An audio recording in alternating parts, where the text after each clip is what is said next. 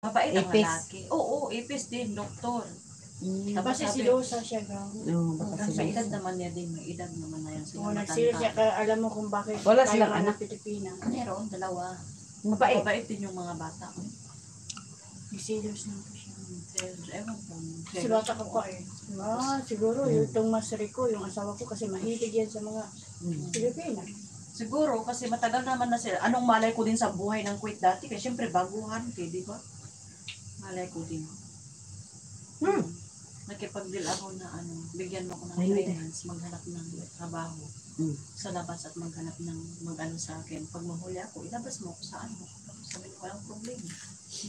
Hanggang sa nakaano naman kami yung mga kaibigan ng mga Kuwaiti, ganyan. May Kuwaiti na may asawang Pilipina, marunong talaga magtagalog. Lalaki. O lalaki. Siya yung nag-ano sa akin, Tulong. nag-ano na kinausap yung amo ko. Tapos 200 man ang gastos niya lahat, pati visa, lahat na. So, Kaya mura pa dati. Mm.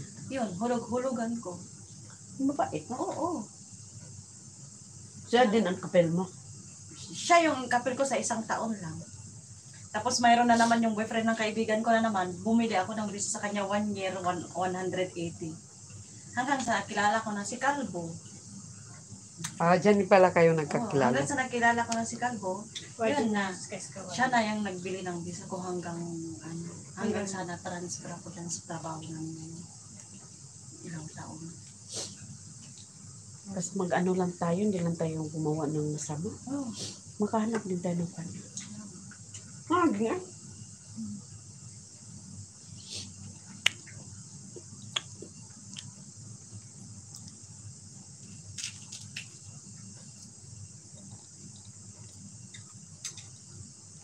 maganda din pala ganggang sa Bacala, makautang ka.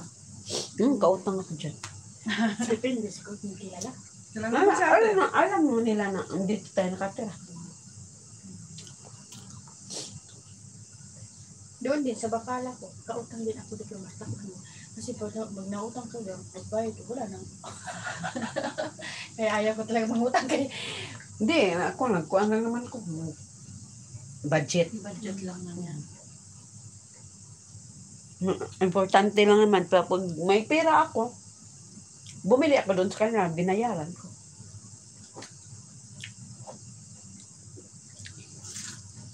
Di man tayo sa ibang mga bibili, doon naman sa kanila. Kung wala sa kanila, tsaka na ako bibili sa iba.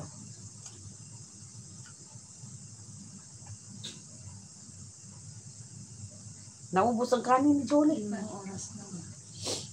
Maaga pa Maaga pa man, oh. Ano naman? Namit kayong rice din, no? Labaga, ang gati humo. Oh. I like the rice. Nakadiperin siya sa ambila kasi mapanguto. Luto eh.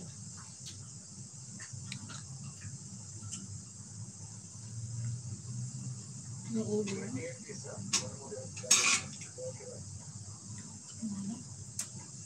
Parog? Parog na sira ulo din. Pero kulang-kulang yung ano. Kulang-kulang man talaga ganggang, kaya nga hindi mo dapat patulan yung kulang-kulang ang ano. Grabe talaga lang yung away yung nag-record to siya dati, no? Sinigawan ko talaga siya. Ganggang, bago pa kami. Nandun pa kami sa Rabiate, nandun pa. Bago yan na driver. Siya ang hatid sundo sa amin, dito sa Parwan niya. Pagkahatid sa amin, wala naman na siya trabaho, kundi magsalamin doon, magtanggal ng balbas, mag-ano ng ano, kung ano-ano, mag-ano. Tapos paghatid na kami pag-uwi na kami, sige siyang daldal, na pagod daw siya, ganito, ganyan, ganyan, ganyan. Eh di nainis ako, kasi tuwing maghatid na lang ng hapon, ganyan ang sinasabi, pagod daw siya. 24 hours daw magtrabaho, samantalang andoon lang siya paghatid sa amin. Nakaupo lang. Nakaupo lang doon, Wala siya ibang trabaho. Wala! Maghintay na naman siya kung kailan, hatid Maganda kami. pala ang mga driver ninyo. Kain ganggang, nainis man ako nainis ako. Nag-away kaming dalawa.